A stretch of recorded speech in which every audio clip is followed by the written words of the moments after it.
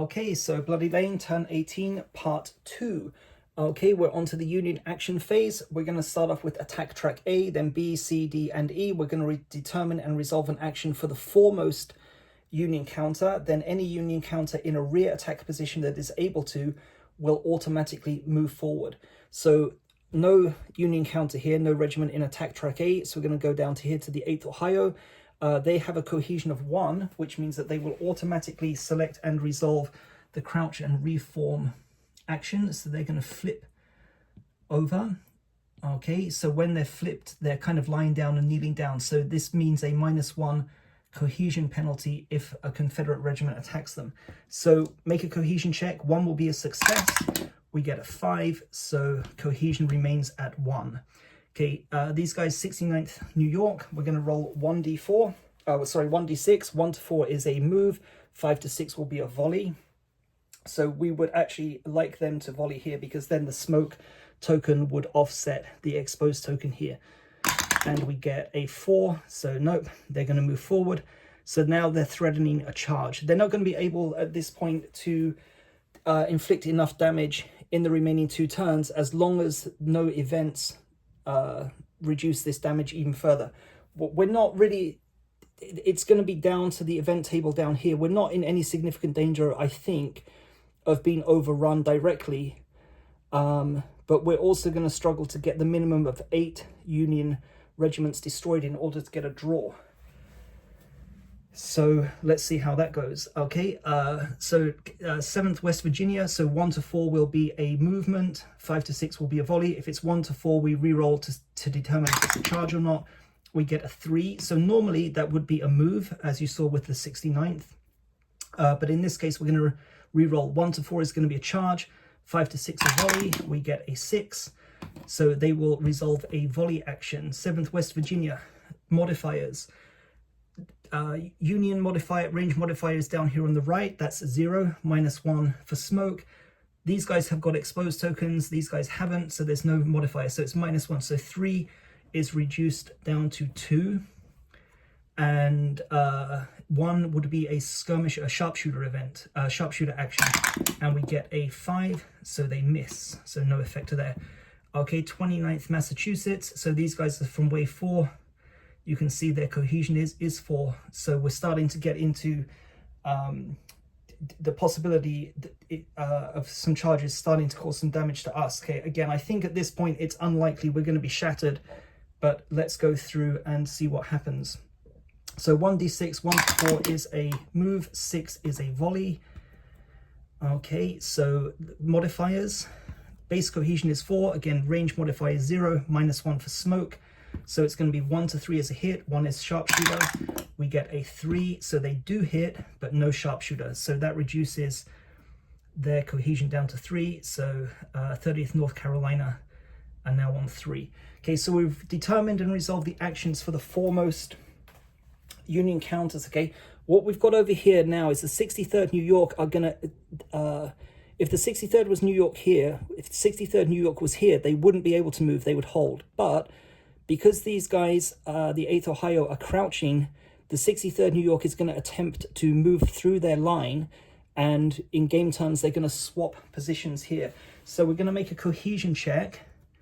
So 1 to 4 will be a success, 5 to 6 will be a move. And if it's success, they'll swap places. We get a 6. So they did not successfully march past them. But we're going to place a march +1 token here. So next turn, they'll make the cohesion check at 1 to 5. Attack track C, there's no rear Union regiment. Attack track D, again, these guys are not crouching in reform, so they cannot move forward and swap places. These also cannot attempt to swap places. So this goes back to the last turn. So I should have removed this actually. 130th Pennsylvania. Again, they're not flipped, so I should have removed that in the last turn. So also they can't move forward. Again, at this point in the game, it's kind of become redundant, but we'll keep on following the rules to make sure everything is clear. So that's the Union action phase resolved. Remove exposed tokens phase. So these tokens are now removed. 1, 2. Okay, and we now go on to the Confederate action phase. So we're going to roll 4d6. We're going to assign each result to the column 1, 2, 3, 4, 5, or 6, and then choose one of the actions available. 1 is nothing. 6 gives us a choice of any action. So 6s are always going to be better. No 6s, but we did get a 1, of course. So let's put that one here, and then 2 3s and a 5. So, okay, the 3s are useful because they give us an inspire option. 5 gives us fire or reload. So let's just take a little look here at what we want to do. Okay, we want to try and get rid of these guys, so we're gonna risk a quick reload. So we're gonna do a quick reload with these guys, which allows us to attempt to reload and attack in the same turn. Inspire. Okay, we're going to go with these guys because we want to get their cohesion. Actually, I might do a boosted action here. They have a chance to inflict devastating fire. Although at this point, does it make any difference?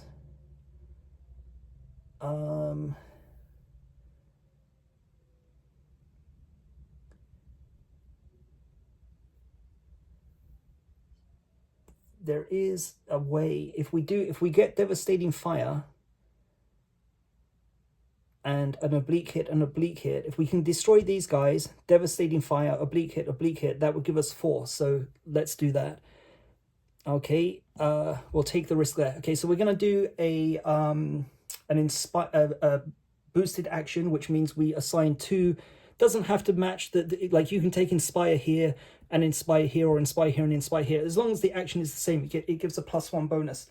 But let's resolve these guys first. So 2nd North Carolina, first of all, they're going to do a quick reload. So that's a cohesion check. So 1 to 4 will be a success. If it's successful, they can resolve an attack.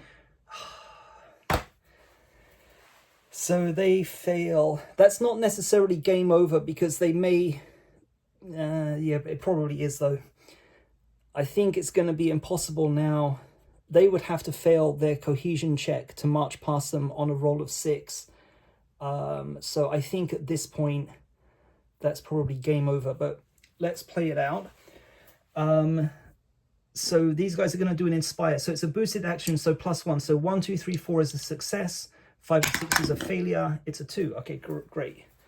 So that's back up to 4.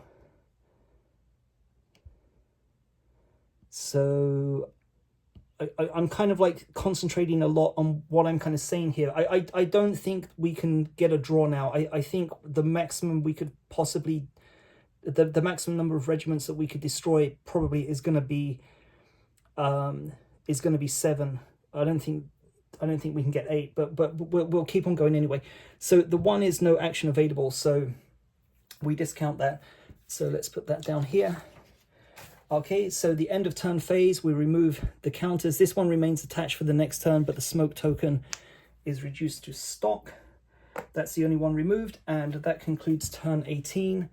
So we mark that off now. 2 turns remaining. Like I say, I don't think the line is going to be breached, but I don't think it's... I don't see us inflicting a minimum number of 8 regiments in order to get a draw, but we'll continue with the playthrough. So thanks a lot for watching, and see you in turn 19.